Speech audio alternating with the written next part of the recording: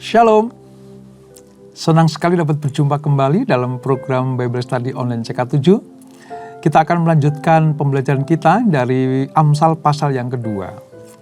Seperti ketahui bahwa pengantar pertemuan kita kemarin, bagaimana kitab Amsal ini sungguh sangat diperlukan dan menjadi sebuah kebutuhan utama bagi kita sebagai anak-anak Tuhan, khususnya anak-anak muda, untuk berjalan di dalam hikmat kebijaksanaan yang didasari atas rasa takut akan Allah. Nah saudara, sebelum kita membaca pasal yang kedua ini, kita akan minta Tuhan menuntun kita, Roh Kudus mengurapi kita, supaya kita mengerti apa yang kita pelajari hari ini. Mari kita sembah Tuhan, kita akan pujikan pujian pengagungan kepada Tuhan. Kami datang kepadamu Bapa, kami datang kepadamu Yesus, sebab janjimu ya dan amin, janjimu penuh berkat.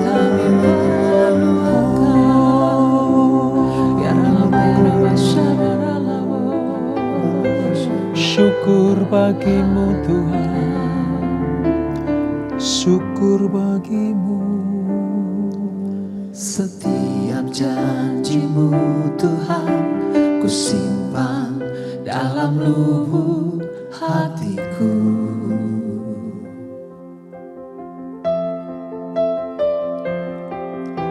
Lewati setiap masalah, tiap tetes air mata dalam hidupku.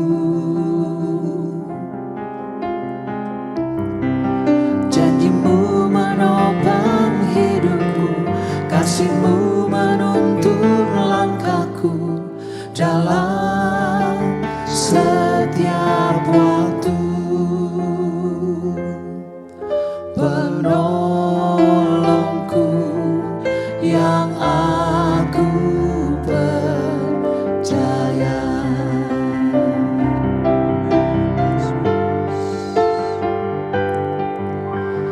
Terima kasih buat kasih setiamu,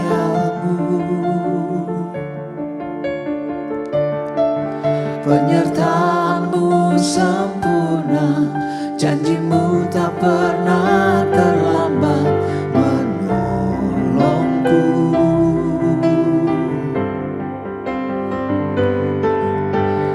Terima kasih, ku berterima kasih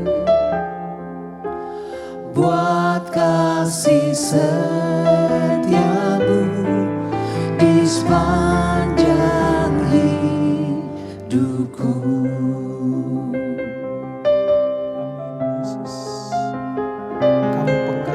Setiap janjimu Tuhan, ku simpan dalam lubuk hatiku.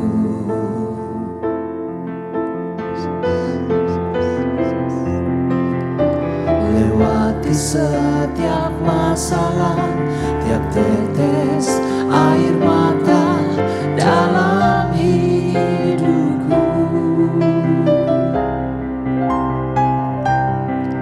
Janjimu menopang hidupku, kasihmu menuntun langkahku dalam setiap waktu. Penolongku yang aku percaya.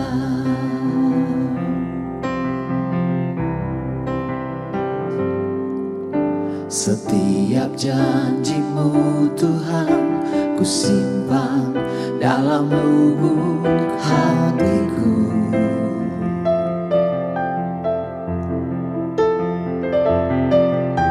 Lewati setiap masalah, tiap tetes air mata dalam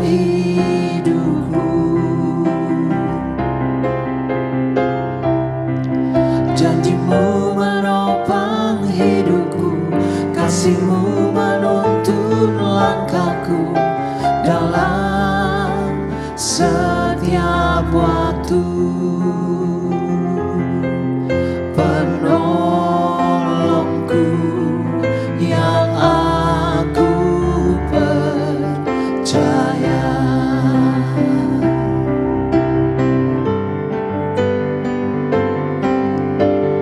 Terima kasih buat kasih setiamu,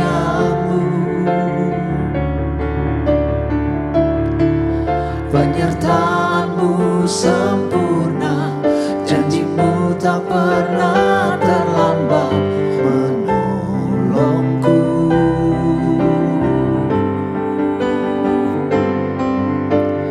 Terima kasih, ku berterima kasih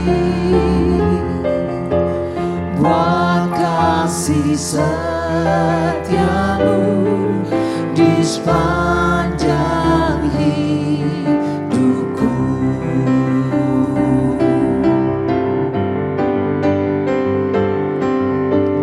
Terima kasih buat kasih setiamu,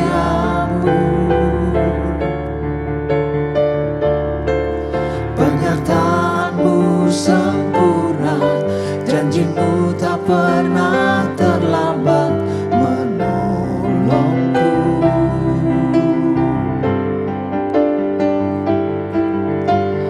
Terima kasih, ku berterima kasih buat kasih setiamu di sepanjang hidupku.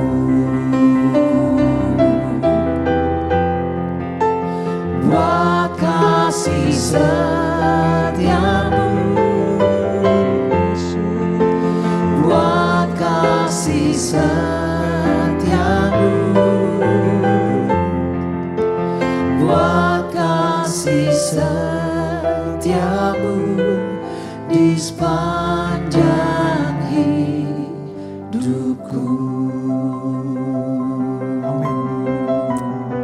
Hanya lewat janji-Mu, Terima kasih Yesus, hanya lewat janji-Mu buat janji setiamu kami yang mendapatkan selalu jalan menuntun kehidupan.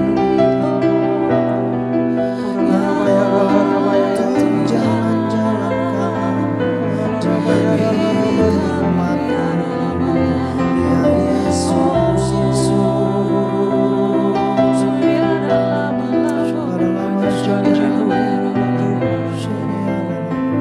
Lewat janji-Mu penolongku hanyalah diri-Mu, penghiburku hanya Engkau Bapa-Ku, selalu menyertai hidupku.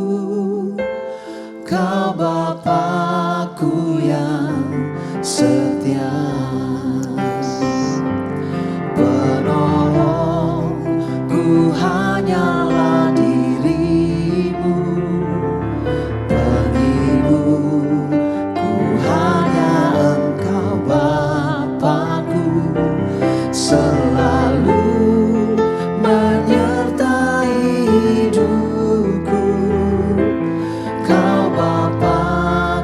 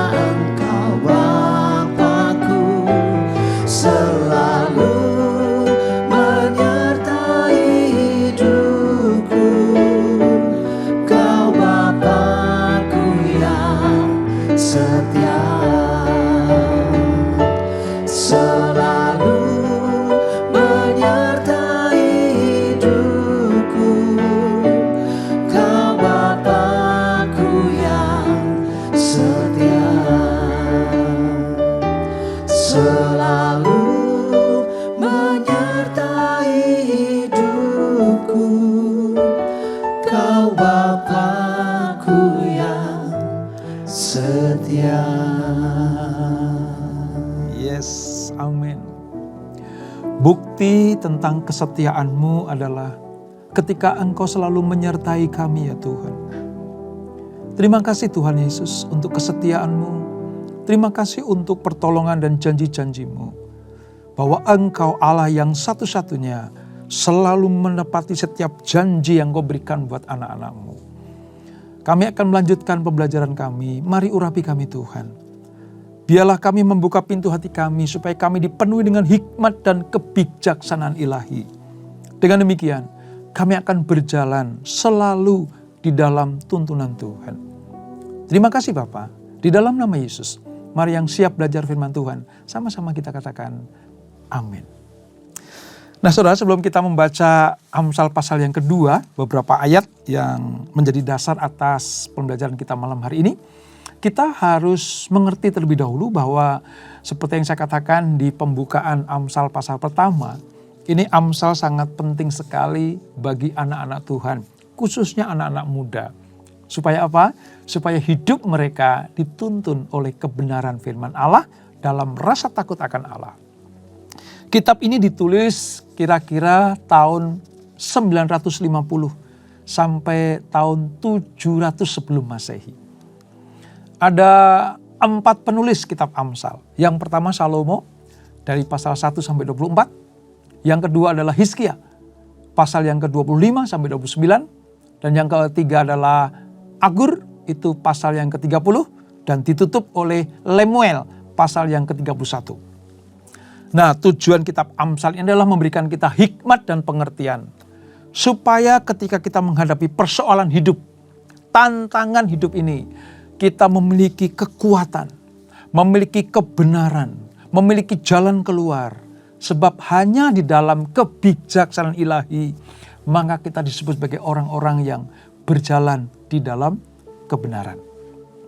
Amsal juga berisi tentang tindakan-tindakan yang bijaksana di dalam mengambil keputusan, berlaku adil, hidup dalam kejujuran.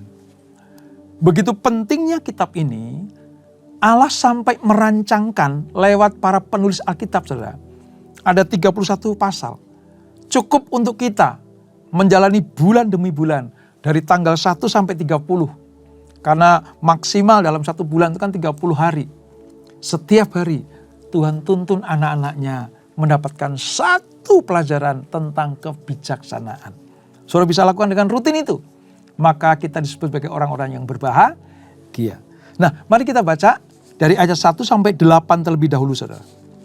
Amsal pasal yang kedua, Perjanjian Lama halaman sekitar 682.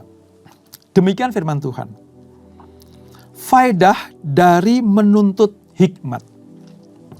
Hai anakku, jikalau engkau menerima perkataanku dan menyimpan perintahku di dalam hatimu, sehingga telingamu memperhatikan hikmat, dan engkau mencenderungkan hatimu kepada kepandaian.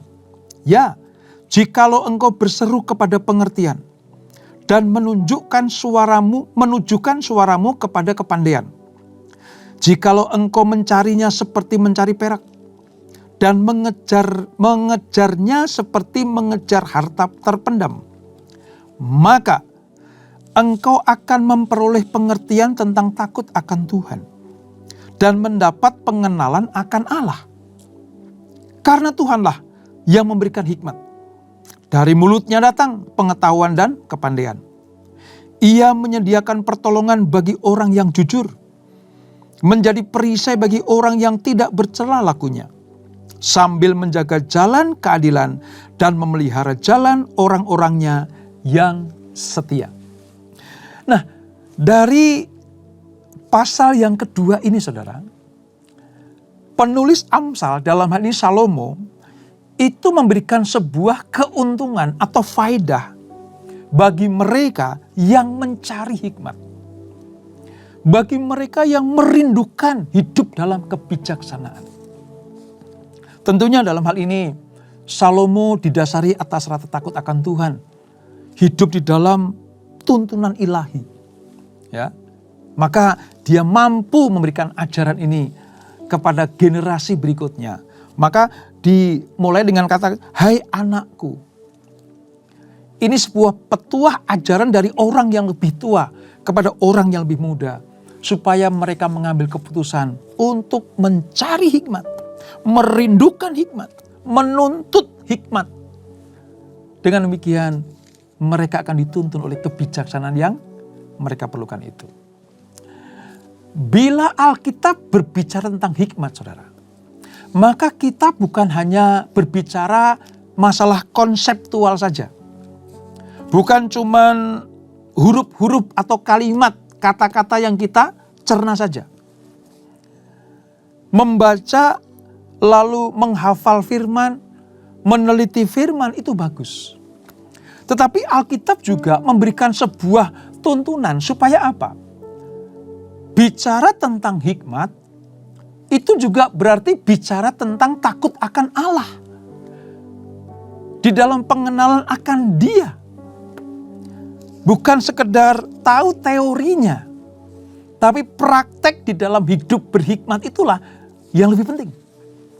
Itu berarti berbicara hikmat adalah berbicara kemampuan seseorang untuk hidup mengikuti kehendak Allah. Saudara bisa catat baik-baik itu. Ya, catat baik-baik. Mengerti hikmat itu satu sisi.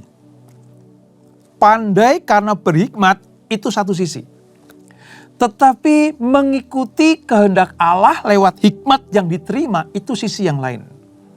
Dengan demikian, kesempurnaan kehidupan kita kalau kita mengerti hikmat Allah dan menjalankan semuanya dalam rasa takut akan Allah, sebab kita mengikuti seluruh perintah dan kehendak Tuhan. Dan kemampuan yang kita peroleh ini bukan karena kesanggupan kita. Bukan karena kepandaian kita. Jangan pernah ada orang yang mengakui bahwa hikmat dan kebijaksanaan itu diperoleh karena kemampuan kita. Bukan. Alkitab mencatat bahwa sumber dari segala hikmat adalah Tuhan. Coba lihat di ayat yang ke-6. Ya, saudara boleh tandai itu, ayat yang ke-6. Karena Tuhanlah yang memberikan hikmat. Dari mulutnya datang pengetahuan dan kepandaian. Jadi kalau saudara sudah berhikmat, memiliki kebijaksanaan dalam kehidupan saudara, akui bahwa itu semuanya datangnya dari Tuhan. Ini. Hikmat yang dari Tuhan itulah yang akan mewarnai hidup kita. Serta akan menolong kita untuk menjalani hari-hari yang kita lewati. Ya. Dari ayat 7, kalau nanti kita sudah baca selanjutnya sampai dengan ayat ke-9.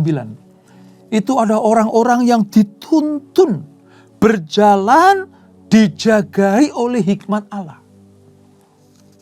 Itulah sebabnya kita harus merespon hikmat secara tepat. Kita harus menerima perkataan Tuhan. Menyimpan perintahnya. Memperhatikan dan mencenderungkan hati kita kepada hikmat yang Tuhan berikan ini. Namun demikian, tidak semudah memperkatakannya, saudara. Hikmat tidak selalu mudah didapat. Sebab hikmat harus dicari. Ayat 3 dan 4. Jikalau engkau berseru-seru kepada pengertian. Kata berseru-seru kepada pengertian artinya mencari. Ya. Lalu dikatakan menunjukkan suaramu kepada kepandaian. Menunjukkan suaramu artinya berteriak-teriak supaya apa? Dipenuhi dengan hikmat. Ayat 4. Jikalau engkau mencarinya seperti mencari perak. Tuh, hikmat tidak otomatis datang dengan sendirinya. Allah tidak pernah memberikan hikmat dan kebijaksanaannya kepada orang yang pasif. Ingat ya, Salomo diberikan hikmat karena itu yang diminta. Allah menawarkan kan di masa-masa awal pemerintahan Salomo, kamu minta apa Salomo? Salomo bilang hikmat. Hati yang paham. Pertimbangan-pertimbangan yang benar. Kebijaksanaan yang kuat. Sebab Salomo akan memimpin bangsa Israel meneruskan bapaknya, yaitu Daud. Maka Allah memberikan hikmat karena Salomo minta. Demikian pula dengan kita. Allah tidak pernah memberikan hikmat kepada orang yang akan mencampakkannya. Allah tidak pernah memberikan hikmat kebijaksanaan kepada orang yang tidak memerlukannya. Maka dari itu, kunci untuk mendapatkan hikmat adalah kita mencarinya. Harus dicari. Ya. Seperti orang mencari harta terpendam. Saudara. Wah, ini penuh dengan pengertian seperti ini supaya saudara tahu bahwa tidak mudah orang mendapatkan hikmat. Tapi begitu saudara minta dengan kerinduan yang sangat, seperti saudara mencari harta terpendam, Allah bersegera memberikan itu kepada kita. Siapa yang bersusah payah untuk memperoleh hikmat, dialah yang akan mendapatkannya. Seperti dia menemukan harta yang terpendam itu. Sebagai seorang beriman, milikilah kerinduan. Dipenuhi hidup kita dengan hikmat dan kebijakan. Karena itu, dengan hikmat yang Allah berikan, Tuhan akan mengajarkan agar kita ini piawai, pandai. Untuk apa? Menghindari berbagai macam jebakan untuk melemahkan iman kita, menjatuhkan iman kita, atau bahkan membuang iman kita. Banyak orang pintar di dunia ini. Banyak orang cerdik di dunia ini. Tapi berapa banyak di antara mereka yang sudah pintar, cerdik, ditambah berhikmat dan bijaksana. Sebab kesempurnaan orang yang pandai itu terletak kepada hikmat dan kebijaksanaannya mengatur hidupnya. Mencari kekayaan itu banyak orang yang sanggup dan mampu. Mencari harta benda, bekerja dengan kuat, gigih, kerja keras luar biasa. Ya, mereka mendapatkan upahnya. Tapi apakah mereka bisa menikmati upahnya? Menikmati berkat yang Tuhan berikan kalau mereka tidak punya hikmat. Oleh sebab itu, selain berdoa minta kepandaian, minta kecakapan, mintalah juga hikmat dari Tuhan. Sebab demikianlah dengan hikmat Tuhan, kita sedang mempersenjatai diri kita untuk melawan setiap bentuk jerat dosa. Untuk melawan setiap bujuk rayu si jahat itu. Hanya dengan hikmat. Sekali lagi ya saya katakan. Orang bisa mengumpulkan harta berlimpah-limpah. Tapi untuk hidup di dalam kebenaran dengan harta itu diperlukan hikmat. Supaya bila menikmati harta itu diperlukan hikmat. Dan satu-satunya cara agar kita memiliki hikmat adalah melalui persekutuan kita dengan Tuhan secara pribadi hari lepas hari. Kita bersyukur saudara, ada di sebuah gereja yang digembalakan hari lepas hari. Sejak kita buka mata pagi hari, sampai mau menutup mata di malam hari ketika kita istirahat tidur. Diberikan fasilitas-fasilitas supaya kita mempelajari firman Allah. Lewat apa? Lewat doa fajar, Bible study, GBA, KUL, KOM. Semuanya adalah fasilitas kita anak-anak Tuhan yang digembalakan di GBI CK7 ini. Supaya kita memiliki kerinduan akan hidup di dalam kebenaran firman. Ditambah dengan persekutuan kita dengan Allah lewat doa-doa, ya. Lewat saat teduh kita, menara doa, itu sarana untuk kita mendekat kepada Tuhan. Saudara perhatikan baik-baik. Orang yang semakin serupa dengan Allah adalah orang yang bergaul karib dengan Tuhan. Orang yang akan memiliki pikiran Kristus adalah mereka yang selalu dekat dengan Dia. Dan orang yang memiliki hikmat dan kebijaksanaan ilahi adalah mereka yang merindukan dan setiap hari tinggal di dalam kawasan hadirat Tuhan. Wow, itu luar biasa. Dan Amsal ini menjelaskan memberikan pengertian bagi kita semuanya. Hikmat juga kita dapatkan dari cara membaca Alkitab kita. Setiap hari. Lewat Bible study seperti ini. Kita akan menerima didikan Tuhan. Menjadi pribadi yang bijak. Mampu memutuskan dan mengambil keputusan yang tepat. Sebab melalui Alkitablah Tuhan menyatakan dirinya kepada kita. Jadi kalau saudara ingin kenal Tuhan, mau tahu hatinya Tuhan, jalan pikiran Tuhan, keputusan-keputusan Tuhan, baca firman-Nya. Sebab lewat firman inilah Allah menyatakan dirinya. Hanya Alkitab yang dapat menjadi buku pegangan kita untuk tahu bagaimana kita harus hidup berkenan kepada Tuhan. Bahkan lebih daripada itu, hikmat memberi kepada kita, orang yang memilikinya, supaya kita mendapatkan kekuatan daripada 10 penguasa dalam kota, dikatakan itu. Sudah lihat dalam Pengkhotbah 7. Nanti kali temukan itu. Ada orang yang punya kekuatan sehingga mampu menguasai kota. Tapi orang yang berhikmat itu ibarat orang yang punya kekuatan untuk menguasai 10 kota, saudara.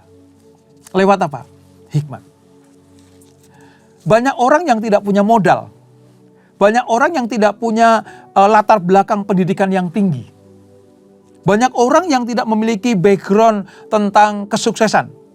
Tapi ketika hidupnya berhikmat dituntun oleh Tuhan, tidak sedikit dari mereka yang mencapai kesuksesan. Mengapa? Karena mereka dituntun oleh kebenaran ilahi ini. Jadi begitu pentingnya hikmat. Sampai Tuhan bilang, cari, dapatkan, temukan, berseru-serulah. Karena itu penting.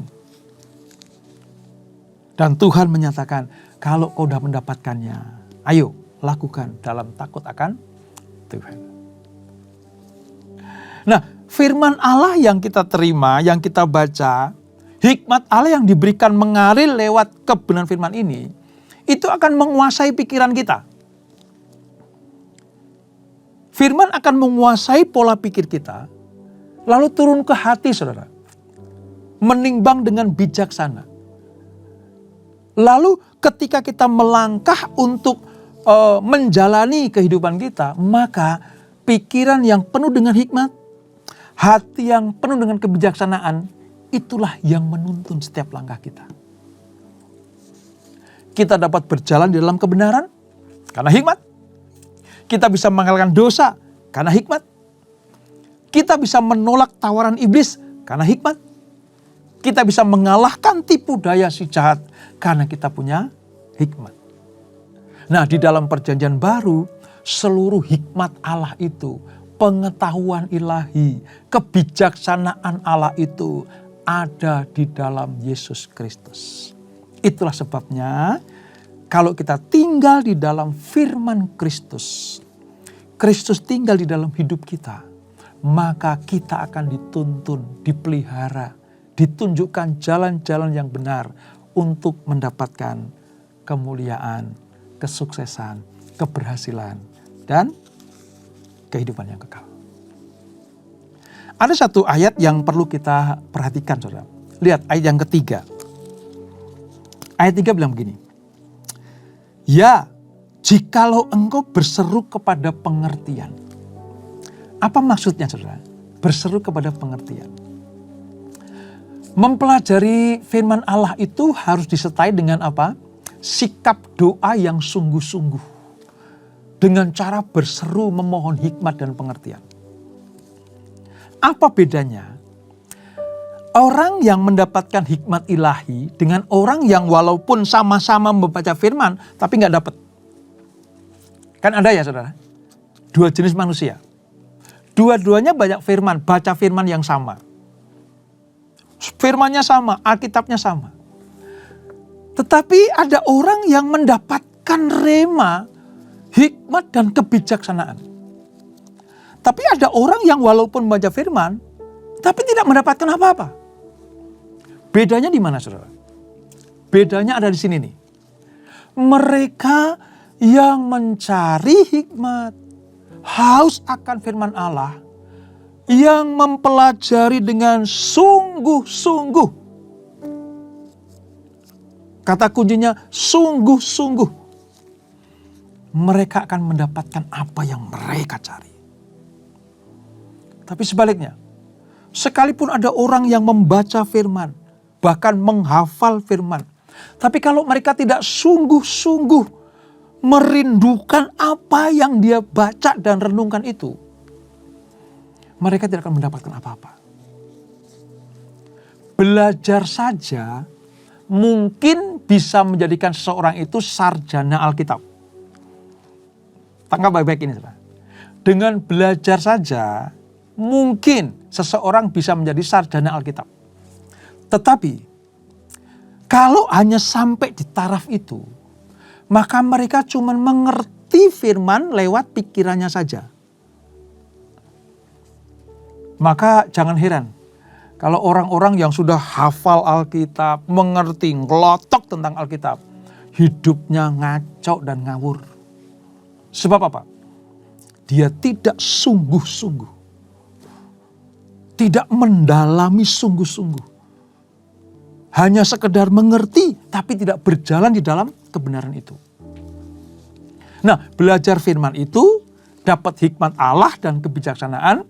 Tentunya apa? Dengan cara mengizinkan Roh Allah mengambil pernyataan itu dan mengubah kita menjadi orang-orang yang betul-betul rohani di hadapan Tuhan. Ingat ya, kata kuncinya sungguh-sungguh. Orang yang sungguh-sungguh tentang firman Allah, dia bukan hanya sekedar menghafal. Dia cuma memenuhi pengetahuan saja. Bukan. Orang yang sungguh-sungguh, hidupnya, perkataannya, hatinya, pikirannya dituntun oleh kebenaran. Dan itu dilakukan dengan sukacita. Luar biasa.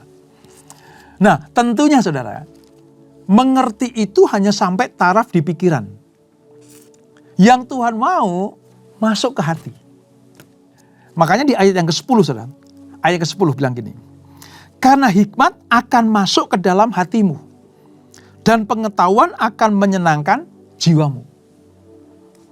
Artinya kalau pengetahuan kita tentang firman Allah masuk sampai ke hati, kita itu akan dituntun, memiliki motivasi, keinginan, dan pikiran yang selaras dengan kehendak Allah. Dan itulah yang akan menghasilkan hidup dalam kebenaran dan dikuasai oleh Roh Allah. Tentunya untuk sampai pada taraf ini, Roh kebenaran atau Roh Kudus itu harus bekerja di dalam setiap hati kita semuanya. Sehingga apa?